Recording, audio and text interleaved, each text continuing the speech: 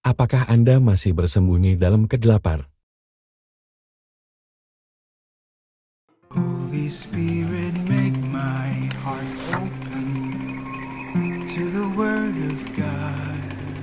Make my heart open to goodness. Make my heart open to the beauty of God every day. Amen.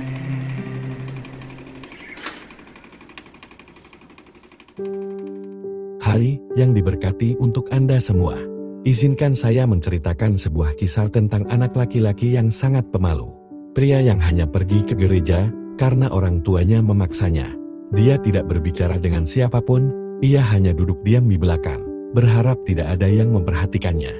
Tapi meskipun dia diam, namun sesuatu di dalam dirinya merasa penasaran. Dia mulai membaca semua yang dia bisa tentang Tuhan. Dia bahkan mencoba membaca seluruh isi Alkitab. Butuh waktu bertahun-tahun, dan sebagian besar tidak masuk akal baginya. Tapi masih ada sesuatu yang terus menariknya. Lalu di kampus, seorang teman sekelas mengundangnya ke kebaktian Protestan. Kebaktian itu sangat bersemangat berbeda dengan yang biasa ia ikuti, pewartanya sangat penuh semangat. Dia tidak mengerti, sehingga jadi dia menyimpannya dalam hati. Tapi pengalaman itu menyalakan sesuatu dalam dirinya, dia bahkan mulai berpikir untuk menjadi pendeta. Dia kemudian akhirnya menyadari bahwa itu bukan jalannya, tapi keinginannya untuk mengikuti Tuhan tidak pernah lenyap. Beberapa tahun berlalu, anak pendiam yang sama itu menikah dan juga memiliki anak. Ia dan istrinya mulai memberi makan tunawisma di jalanan Los Angeles sebagai keluarga.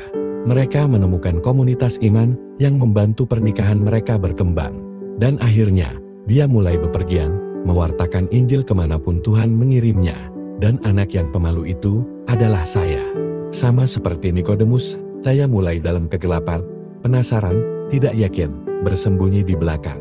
Tapi sedikit demi sedikit, Tuhan menarik saya ke dalam cahaya, dan aku tidak pernah melihat ke belakang lagi.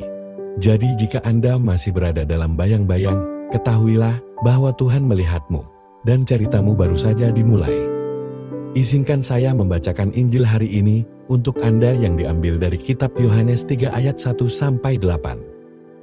Adalah seorang Farisi yang bernama Nikodemus, seorang pemimpin agama Yahudi. Ia datang pada waktu malam kepada Yesus dan berkata, "Rabi, kami tahu bahwa engkau datang sebagai guru yang diutus Allah, sebab tidak ada seorang pun yang dapat mengadakan tanda-tanda yang engkau adakan itu, jika Allah tidak menyertainya." Yesus menjawab, katanya, "Aku berkata kepadamu, sesungguhnya jika seorang tidak dilahirkan kembali, ia tidak dapat melihat kerajaan Allah." Kata Nikodemus kepadanya, "Bagaimanakah mungkin seorang dilahirkan, kalau ia sudah tua? Dapatkah ia masuk kembali ke dalam rahim ibunya dan dilahirkan lagi?" Jawab Yesus, "Aku berkata kepadamu, sesungguhnya jika seorang tidak dilahirkan dari air dan roh, ia tidak dapat masuk ke dalam kerajaan Allah. Apa yang dilahirkan dari daging adalah daging, dan apa yang dilahirkan dari roh adalah roh. Janganlah engkau heran, karena aku berkata kepadamu, kamu harus dilahirkan kembali. Angin bertiup kemana ia mau, dan engkau mendengar bunyinya, tetapi engkau tidak tahu dari mana ia datang, atau kemana ia pergi. Demikianlah halnya dengan tiap-tiap orang yang lahir dari roh." Saudara dan saudari, Nikodemus adalah orang besar di dunianya. Dia adalah seorang Farisi, seorang pemuka agama, dan orang yang dihormati di komunitas Yahudi. Tetapi bahkan dengan semua pengetahuan dan pengaruhnya, dia masih merasa ada yang kurang. Jadi apa yang dia lakukan? Dia menyelinap keluar di malam hari untuk bertemu Yesus, seperti misi yang benar-benar rahasia. Dan saya suka bahwa Injil Yohanes sangat menekankan bahwa waktu itu adalah malam hari. Bukan hanya untuk menerangkan waktu, tetapi untuk menunjukkan di mana Nikodemus berada secara spiritual. Dia belum sepenuhnya dalam terang. Dia memiliki pertanyaan. Dia penasaran, bahkan mungkin takut. Tapi inilah yang penting, dia datang kepada Yesus, dan Yesus berkata kepadanya, "Sesungguhnya, jika seorang tidak dilahirkan kembali, ia tidak dapat melihat kerajaan Allah." Dan Nikodemus seperti berkata, Bagaimanakah mungkin seorang dilahirkan kalau ia sudah tua? Tapi Yesus menjelaskan bahwa ini bukan tentang kelahiran jasmani, yang kedua ini tentang terlahir dari roh. Hidup baru, awal, yang baru dari dalam hingga luar. Yang menakjubkan adalah bahwa Nikodemus tidak berhenti hanya untuk penasaran.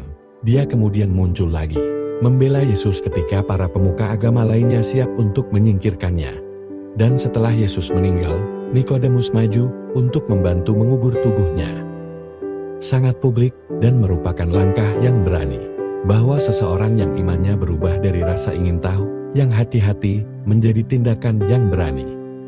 Dan sejujurnya, banyak dari kita seperti Nikodemus. Kita mulai mengikuti Yesus diam-diam, bahkan mungkin di malam hari ketika tidak ada yang melihat.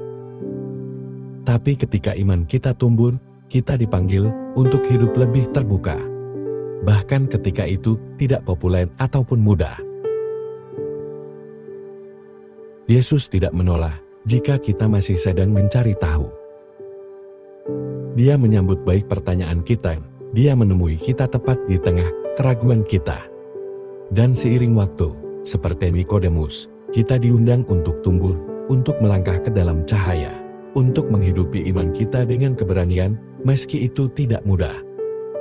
Di dunia sekarang ini, rasanya berisiko untuk terbuka tentang mengikuti Yesus. Orang mungkin memutar mata mereka, menyebut Anda kuno atau tidak mengerti. Tapi iman bukan tentang memahami segala hal, tapi tentang terus bersedia mengambil langkah selanjutnya. Untuk membiarkan Tuhan memperbarui hatimu, untuk mempercayainya dengan pertanyaan-pertanyaanmu, untuk membiarkan Roh-Nya membimbingmu menuju sesuatu yang lebih dalam. Jadi pada waktu doamu hari ini, mari renungkan di mana Anda berada dalam perjalanan itu. Apakah kamu masih dalam bayang-bayang, sedang diam-diam mencari? Apakah kamu seperti Nikodemus di malam hari, masih tidak yakin, tetapi tertarik kepada Yesus? Atau mungkin Anda berada di tempat di mana sudah saatnya untuk mengambil langkah maju, untuk menghidupi iman Anda sedikit lebih berani? Dimanapun kamu berada, jangan berkecil hati. Yesus itu sabar, Dia melihat hatimu. Dan seperti anak kecil di cerita pembuka kita tadi, atau seperti yang Yesus lakukan dengan Nikodemus, Dia siap membawamu ke sesuatu yang baru. Karena pada akhirnya, dilahirkan kembali bukan tentang memulai kembali sendirian. Ini tentang membiarkan Tuhan melakukan sesuatu yang baru dan indah dalam hidupmu. Terima kasih telah menonton, teman-teman terkasih. Jika renungan ini merema dengan Anda, maka bagikanlah dengan seseorang yang mungkin membutuhkan dorongan. Dan seperti biasa, teruslah datang, teruslah tumbuh, dan teruslah melangkah ke dalam cahaya. Marilah kita berdoa. Dalam nama Bapa, dan Putra, dan Roh Kudus. Amin. Bapa yang penuh kasih, sumber segala hal yang baik.